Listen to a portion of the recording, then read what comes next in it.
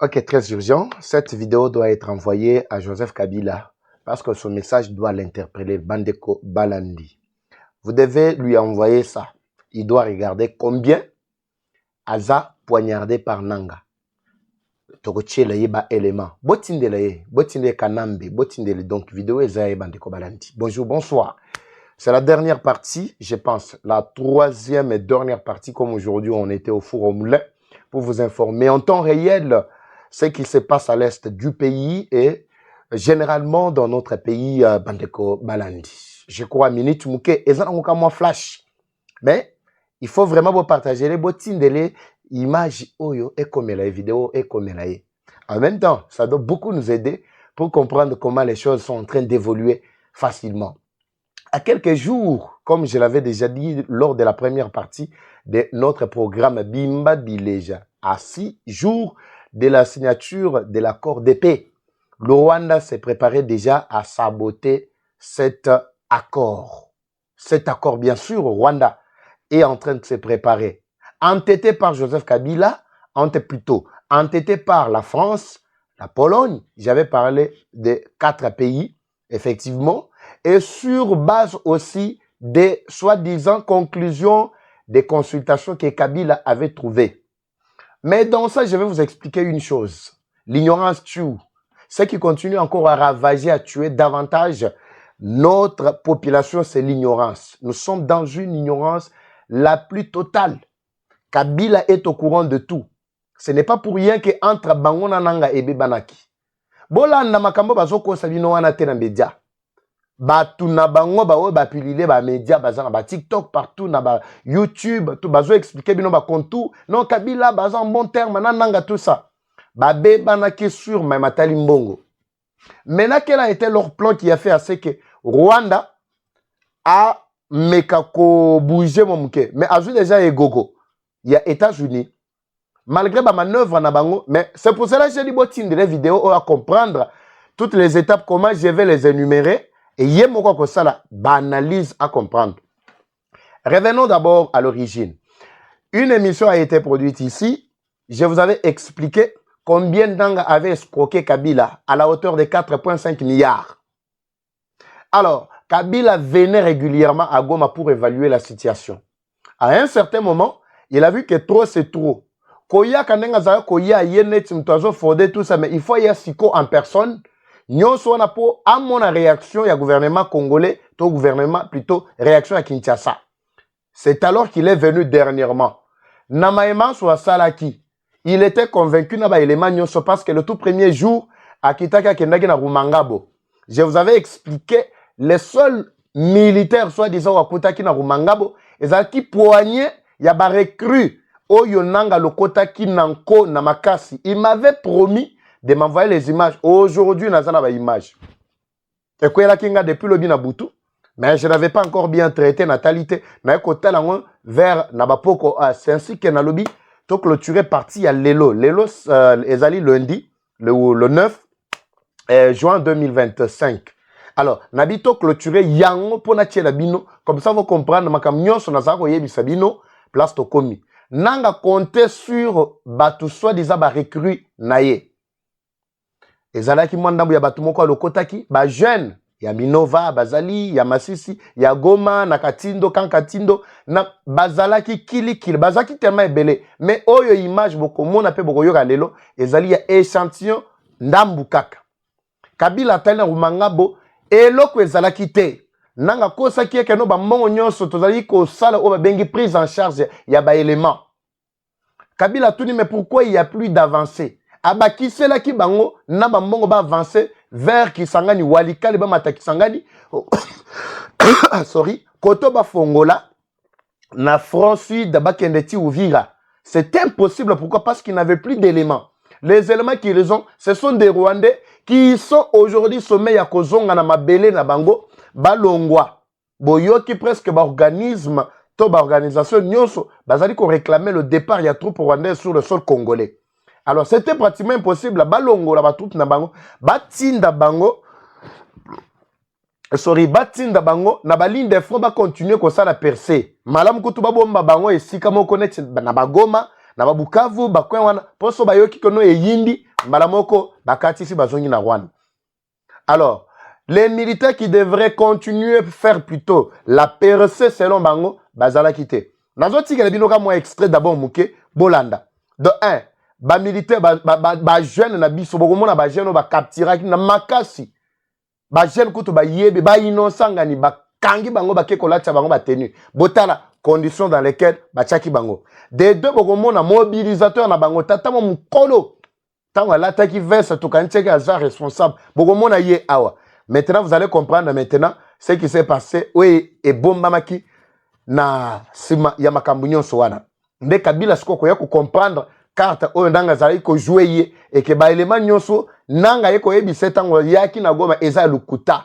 Ba kosie c'est le temps maintenant ya Kabila pona ye aluka na ebite somboka nini akende ko batama. Na kimia ou soit azwaka mundu ki yemo kwa miboma. Dossier aussi là nango parce que kala mingite je vais vous expliquer oyo bazape na kati ya kobongisa avant et après moment où il y a signature il y a accord de paix à partir du 15 plan ezali mis sur pied avant de tirer bino image je voulais tout simplement rectifier comment eloko moko na deuxième partie makamna lobeli ya Kimpese tona Kimpese mamatali ba biloko ya Kabila na bakin marché tout ça et belé j'avais parlé des Libanais tout ça et belé ya bakin marché na ba biloko otomoni ezali ba indien mais ba Libanais te ezalaki lapsus de ma part en tout cas ne maintenez pas rigueur ya on a zongi na lomango pona ko expliquer ino que non c'était des indiens bangonde bazali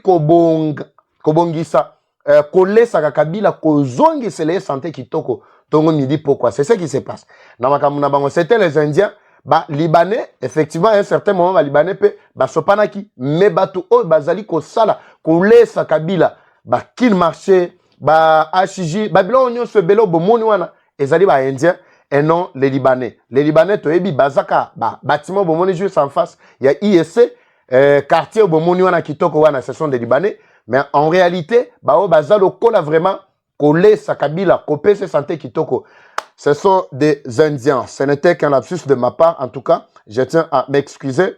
Na makambu. Tobisabino na moi na première deuxième partie plutôt. Toi là nana image oyo, botala bino moko ba recrue soi-disant. Yananga après tozonga. Lelo na ko melate. Dossier mutamba pe zana nzela. Nyonso nga na bisaki bino yango ezana kacha ko komela biso. Tolanda nan. On se retrouve tout juste après. C'est parti. Wewe uko wapi? Mimi niko wa Minova fasi kwa wanaita Buzi Bulenga.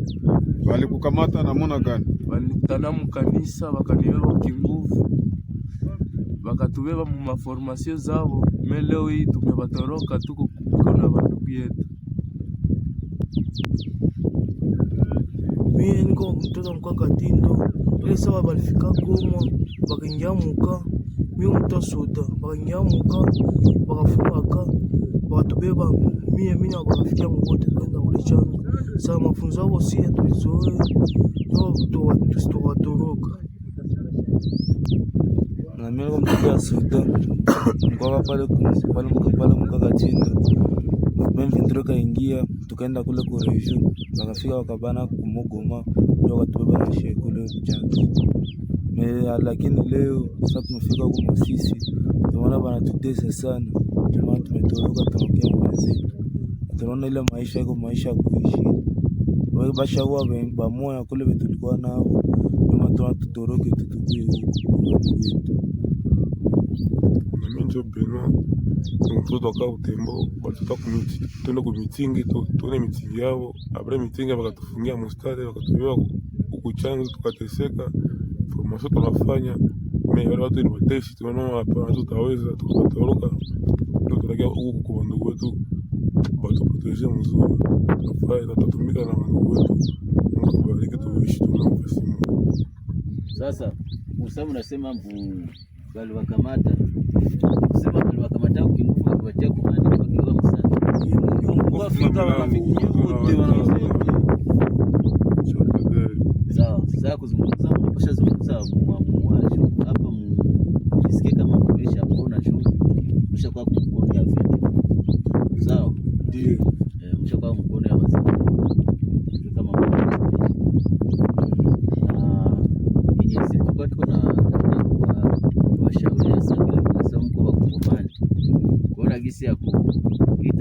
benzenu balikamata burke kama nasi burke kuna kama unaweza komboa nchi yenu.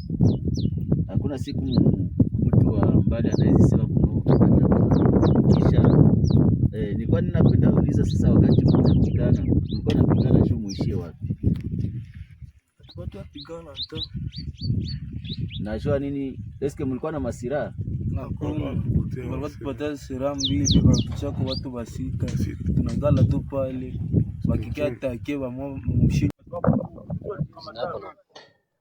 Très bien. Bolandi, ça c'est militaire, soit disant commando. Oh la bino attends midi. Pourquoi les lions sont là, les lions. Bangoana. Botali, Kabila Zap, Kabila Tala. Bato baliembongo nyonso nde bangoana. Ces jeunes là, ils ont quoi? Ça ce n'est qu'un échantillon. Bazanine. Bango moko bazo betali solo awandenge bakamata ki bango na makasi. Taba jeune. Yo kanti bato yo bakosa la bitumba ta yo moko bitumba na mboko. Bozo mona te que ça c'est vraiment aventure, il y a mauvais goût. Bango wana taba na mike. Bana ba 13, 14, 15 ans. Bana oyo za sûr que bano pena bakozwa. Bango moko balobi bazubi so na makasi ba latisi nde bateni obomoni bana na bazana ba latisi bango. Bateni banda ba latango. Bango quand même bazui chance ya kobima na babiloko wana. Ces jeunes ont été pris de force. Bamemi bango tine sika na bango rumangabo totingi bango bakende, ce sont des lions bakosala boena bo tout ça et sika nanga kosela ki Kabila keno aza ko recruter pe aza na kati ko lesa les militaires les lions ba lion nde bango wana botali ba lion nde bango wana botala ba lion nde bango wana. Alors biso na kati ignorance toza olela tongo midi pourquoi M23 sont plus forts ba yemo makasi bazo bundisa biso tango bozo tala bana oyo bano ne bazo. Est-ce que bakoki ko ça la face même na un militaire rwandais infiltré na kati ya FRDC? Nandimité poto ebi kene belé pe baza infiltré na kati ya FRDC mais nandimité ke oyo naza boy moi jeune abiba memi biso na kati ya soit disant formation na bango toyebi eloko te tozo ebate tozo uta wapi pe tozo kende toza oyeba te. Alors ne place ya liboso o Kabila découvrir ki que non bambongo na yenyo so liamaki na Kagame et plutôt na Nanga. Alors ebanda ko bela d'abord entre bango moi kalavant ko to comme sur terrain yemoko selon par rapport à Zouaki nde ba jeune nde bango wana aye siko ko c'est pour la deuxième et dernière fois Nanga akosie abi tozo tinda ba mobilisateur to tindi ba Kabila yemoko pe appuyer eloko wana ba kenda ki pona ko corrompre les wazalendo sont où mobilisateur na bino ye wana azapi bola kisa biso mobilisateur ye wana na maboko ya padiri ye wana na maboko ya padiri bango wana zela bala kisa ye oete onde waza na biso waza shu tala tata mukolo tala zaza tozongela bozongisa na mwa muke place wana botala tata mukolo bozongisa ye botala ye tata mukolo ye wana tata wana pena mukolo nde bomoni ye wana ah bomoni ye lokola tata moko pena mwa désordonné banini mais c'est tout un responsable tata mwa lupango tata mwa ndako parmi bato oyo Kabila ye kopona pendant que azaki na Goma aponi alobi atindi bango ba mobilisateur ya AFC M23 bakende ko mobiliser na bakwe nyonso ye wana akwena file na maboko ya bawaza ye wana. Donc je ne comprends absolument rien. Nabino bato oyo bozala kasima soit disant M23 AFC tout ça vous comprenez na biloko oyo te bino mokanti tango toyebisaka bino comment expliquer que vous n'agissez que pour déstabiliser le pays. Donc rona bino tala misuma fono tala tata mukolo ye wana misuma fono bola que ça est bien bo benne bien na bo cha capture place na wana bo tata mukolo tamisu misu jamba vrai jamba pena jamba o jamba pena suka jamba ye wana bakosi bango de niet nyonso wana et pas ba rwandais Kabila nde mtu azali ko faire bouger bino mitu. Je ne comprends absolument rien. C'est ce qui se passe na oyo lukuta nyonso na kati ya. Alors ce qui me surprend ici c'est quoi? Kabila comptait sur par rapport à pesa qui est la consultation à Salaki. Kagame aussi bayebi se balobi que non des awana yo kondimana nous ko signer biloko wana te. Po biso tozana makasi ko percer ko kendeti Uvira, tozana makasi ya ko matati walikale ko matati Kisangani. Boko matana banani. Bo matana banani. Na batata miso mahondoyo. Baonde bo matana bango. Ou bien bo mata na ba oyo ba jeune oyo baleli balobi no bakangi biso depuis bakanga ki biso tozaka na kati ya kolela. Bango ye salite kolia pasi bana ba baby santé. Nde batu o bo bata bo matana bango pona ko kende ko percer. Ezala Uvira, ezala Walikale, Kisangani. Alors, cette vidéo doit être envoyée à Kabila. Botine de la vidéo. C'est un message direct. On a dit que il est grand temps pour naïe, pour Mikole Tikali nango K5 ya pamba. Pour être accord et salement. Onyon so bazalaki ko kanisa wana. Ata ko kagama boyi bako meme na loboko. Si a fait bako faire signer na makasi. Nous sommes en train de voir l'ombre de Kabila partout. Je vous avais expliqué dans le dossier Moutamba. Que le dossier Moutamba, c'est un dossier purement politique. Oui, ça peut voir le politique, très politique et politisé même. Je me pose la question. Avec tous les mal, avec tous les dégâts, avec tout ce que Kabila nous a causé, Moutamba a déposé réquisitoire pour être Bassambisa Kabila, ba condamné pour na ba crime nyonso o asali na complicité na ye pour na ko détruire mboka na biso. Boye bisanga dossier Kabila ezana niveau nini? Est-ce que bozo ka ampleur y a dossier Kabila, loko la ampleur y a dossier Moutamba? To tiaka exemple, ngana koko tele Moutamba te. Po ata soki ya yibi ya ko pesa ngate. Na tika ko lia 10 francs Moutamba te. Nazo kote la été. A supposer que Moutamba yibi.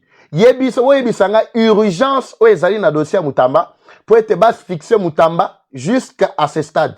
Boko milanga na kati ya commentaire. Urgence nini ezali? Mais biso tozana urgence moko ya ko rétablir la paix à l'est du pays par d'abord ko rendre justice na ba victime, ko sambisa bato baza ba criminel. Kabila jusque là dossier na ye depuis Moutamba kotiaka ngo ezo bouger te. Mais oyonde procureur ya cour de cassation a memi yango lokola monstre vivant azo la laté. Tongo me dit pourquoi. De tout ce qu'il a comme travail, ezaka réquisitoire. Tongo me dit pourquoi. Akei, j'ai saisi l'Assemblée nationale. C'est tout ce qu'il a à faire à ce stade. Eza mabete, eza bien basambi ça y est. Soki azali coupable, asala nini? Endurer nini ba sanction, endurer ba souffrance na ye. Donc c'est tout à fait normal. Mais je suis en train de lire ici entre les lignes. Quelle est l'urgence où ezali na kati ya dossier Moutamba? Binon tout boye bisanga na kati ya commentaire na dossier Moutamba o. Azala ayibi te. Mais regardez l'engouement, regardez l'énergie que le procureur a mis à dégager pour que Moutamba asambisama. Et bandaki ka neti. Non, to senga autorisation ya instruction, to instruire dossier, to tarana boy tout ça. Bato batikali ki diba. Instruction ngana zonga ki anabisa binoke. Tango ka bako banda ko entendre Moutamba. Le procureur finira par retenir ma charge, plutôt ma grief, ya makasi contre Moutamba. Et sur base, il y a indice, indice de culpabilité, il doit introduire un autre réquisitoire pour solliciter Sikoyo, au babengi, nini poursuite, autorisation à poursuite. Tango bako pesa yé autorisation de poursuite parce que ba député nyonso bomoni wana baza déjà na cause ya Kamere. Comme vous le savez, Kamere fait partie de Batu Oyo, Bazo Bunda Tongo Midi Poko Moutamba Longwa, Naebonga Oya ministre et justice. C'est tout à fait normal, c'est clair. Une épaisse distraction sur distraction. J'avais même alerté avant que Wampanga Oyo, Aotuko Kufa o Akufa. J'avais alerté. Nasenga ki Kabuya, Nasenga ki Bizibu, Nayebisa ki Bango, que ceux qui réellement bozo travailler pour na Moutou Moko Tshisekedi, bo aider Tshisekedi. Bo Longwa Nakacha ba distraction. Il ne comprenait pas. Les gens bakomi siko kobomana. Bakomi oyo tel ndem tobomi te bisote. Oh ekaya ba oyo distraction sur distraction. Distraction sur distraction. Et ça que wampanga kufi maladi mobo non akufi ba bomie. Maintenant na bomie ngana ebité. Bino mokonde bokomi tongo midi pourquoi boyena bo tout ça boy bisangai soki Kabila ndem toya ko boma wampanga. Et ça ka wampanga te. Il y a aussi bien d'autres combattants qui luttent oyo azolite na ngamu na ye oyo azolite na ngamu makambo wana ezokotisa bien-aimé entre bana ya enini moko parti moko et vous n'allez pas aider Tshisekedi. Ça c'est détruire Tshisekedi. Cependant, Kamere est en train de s'organiser autour de tous les députés majoritaires ya Union Sacrée. Mais UDPS Nakatia Kidiba. Lelo baza na cause ya ennemi. Tout ce que l'ennemi projette, les députés vont exécuter. C'est comme s'ils ont été élus par nos ennemis. Je ne sais pas si vous comprenez. Ils ne font plus ce qui est la volonté du peuple. Lelo est comme une volonté à ennemi. Kabila sopi mbongo partout. Mbongo ndeza Nakatia ko travailler. Majorité de députés non bako livrer Mutamba. Mais écoutez, l'objectif ce n'est pas que bakanga Mutamba basambise bakangaye muyibi batia na kati ya prison. En réalité, objectif ici c'est que Mutamba alongwa na ebonga na ya ministre de la justice, c'est tout ce qu'il cherche. Et là mususu te. Nenga koti si réquisitoire ya mibale, ya autorisation, ya poursuite. Soki kaka bapesi ye malamoko Mutamba kozala obligé à démissionner en ayant 24 heures. Faute de quoi, va déclarer déjà démissionnaire. C'est ça qui se passe. Rien que ça. Vous avez compris le plan? Mais quand Mutamba doit démissionner, qu'est-ce qui va maintenant arriver? À cause de un ministre, en tant que ministre, t'attends que Sambissier, si ma bonne que non, avec un problème, à côté de la député, il y a pas. Mais, le ministère de la Justice, à Ozalate. Je ne sais pas s'il va revenir. Je ne crois pas. C'est ça l'objectif dans tout ça. Bota l'énergie au bâti. Mais pour nous engager l'énergie au dossier à Kabila balingité, mais bango ba engager énergie na dossier à Mutamba. Tous autres les urgences c'est até. Nous sommes cas pour ba protéger Kabila. Batika Kabila tant, il y a qu'on s'organise aussi de son côté. Donc c'est ce qui se passe dans notre pays Bandeko Balandi. Je n'ai pas beaucoup à vous dire aujourd'hui.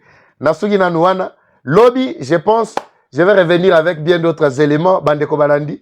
Comme toujours, tokotika te tozoko bakana kosa la bino musala lenge longobani. Matanga nabiso yawaza nabiso o atika biso mkoloana ezana kati ya kokoba. En tout cas nous compatissons. Ba o ba landa ki mbelo to pesaki, ba ba landa biso mingi pe na groupe nabiso. Nous attendons toujours ba geste nabino, mais juste là, geste ezaka mwa mayobu. Geste nabino to ebana kolela ndeko nabiso. To kunde vraiment na to kundiel to lelo na honneur mais famille to tikela ta moins rien c'est quelqu'un qui a combattu vraiment pour la patrie ba numéro na biso yangwana boko contacter biso et comme ça la paix va bien mon roboy Eva Patrick na tibino pona mukolo malelo la patrie ou la mort nous vaincrons merci de votre fidélité à bientôt bye.